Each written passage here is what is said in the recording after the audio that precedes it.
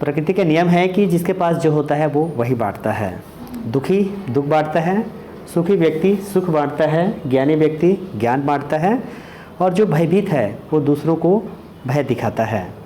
और जिसके पास प्रेम भरा हुआ है वो दूसरों को भी प्यार बांटता है, और जिसके मन में नफ़रत भरी हुई है वो दूसरों को नफ़रत बांटता है। एक छोटा सी स्टोरी है, आपके बीच शेयर कर रहा हूँ कि एक व्यक्ति, नाम उसका सुरेश था, उसने एक बड़ा सा घर बनाया और वहीं बगल में फलों का एक गार्डन लगाया। और उसी के पड़ोसी जो था रमेश, उसका पुराना घर था, इससे उसको काफ़ी जलन होती थी सुरेश से। तो एक दिन रमेश जो है वो अपने घर का पूरा कूड़ा कचरा लेकर के ला करके दरवाज़ा खटखटाया सुरेश का, और जैसे ही उसने दरवाज़ा खोला उसने सारे कूड़े कचरे उस सुरेश के घर में डाल दिया। सुरेश कुछ नहीं बोला, उसने सारे कूड़े कचरे को साफ़ किया और उसको बाहर कर दिया। अब रमेश तो घर चला गया। बाद में सुरेश ने क्या किया, गार्डन गया और वो जितने भी फल थे पेड़ों में लगे हुए थे, सारे ताज़े फल को तोड़ करके एक बाल्टी में भर करके सुरेश के यहाँ गया, रमेश के यहाँ गया।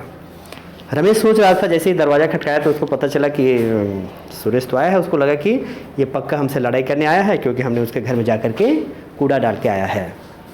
तो जैसे ही खोला दरवाज़ा को तो देखा कि वो उसके पास फल था, और उसने फलों से जो टोकरी और बाल्टी था उनको दे दिया। तो बोले, हमने तो आपके यहाँ कूड़ा कचरा फेंक कर आया था और आप हमें फल दे के जा रहे हैं। तो बहुत ही शानदार जवाब दिया सुरेश ने, क्यों बोला कि मेरे पास तो फल ही थे, इसीलिए मैं आपको फल दे रहा हूँ।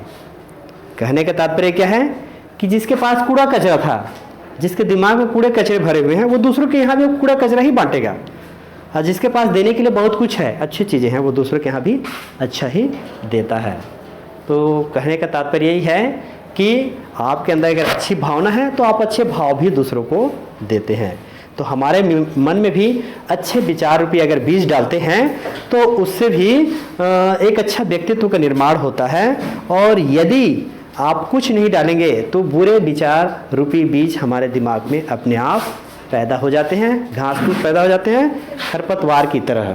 इसलिए अच्छे लोगों के संगत में रहें, अच्छे बुक्स पढ़ें, मन में अच्छे विचार लाएं।